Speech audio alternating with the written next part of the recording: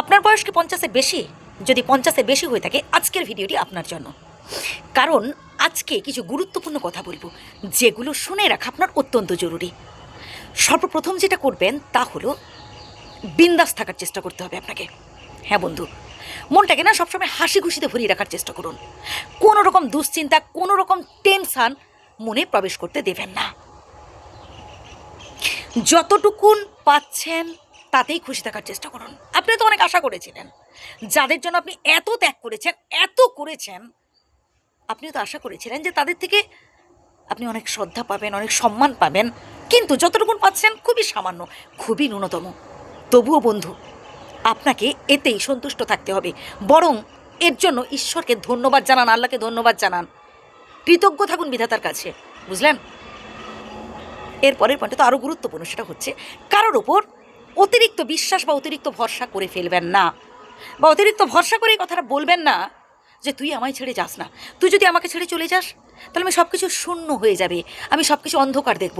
এই ধরনের কথা যদি আপনি কাউকে বলেন, দেখবেন সেই মানুষটা আপনাকে সব থেকে বেশি কষ্ট দিচ্ছে। সেই মানুষটা, মানে যাকে আপনি বেশি আশা করেছিলেন, সেই আপনাকে সব থেকে বেশি নিরাশ করে তুলবে। অতএব আপনার মনের কথা মনেই রাখুন। সব কথা সবাইকে বলা সাজে না। এর পরের পয়েন্টটা আরও গুরুত্বপূর্ণ, তা হলো আপনার বয়সী বন্ধুবান্ধবদের সাথে একটু মেশার চেষ্টা করুন। পারলে তাদের সমস্যাগুলো সমাধানের চেষ্টা করুন। দেখুন, প্রত্যেকের জীবনে না কিছু না কিছু সমস্যা রয়েছে। এমন কেউ নেই যে তার জীবনে সমস্যা নেই, তার জীবনে কষ্ট নেই, তার জীবনে কোনো অভাব নেই। দেখবেন মানসিক শান্তির অভাব রয়েছে, প্রত্যেকের জীবনে কিছু না কিছু অভাব রয়েছে ভাই। যদি আপনি পারেন সমস্যার সমাধানের চেষ্টা করুন, তাহলে দেখবেন আপনি নিজের সমস্যাগুলো অটোমেটিক সমাধান করে ফেলেছেন আপনার অজান্তেই।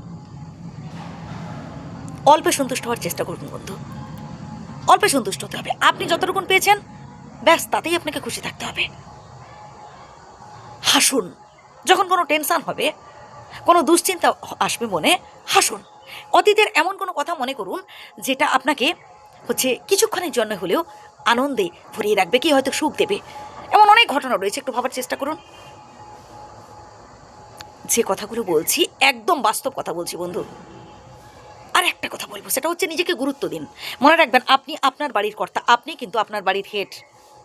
আপনার কথাই যেন শেষ কথা হয়, আপনাকে যেন সবাই মানে, এবং সেই ট্যালেন্টটা আপনার মধ্যে ধরে রাখতে হবে। আপনি যদি ভাবেন সে আমার তো বয়স হয়ে গেছে, আমার কথা আর কেউ নেবে না, আমি তো আর আগের মতো ইনকাম করতে পারি না, তেমন রোজগার করতে পারি না, আমার কথা আর কে মানবে?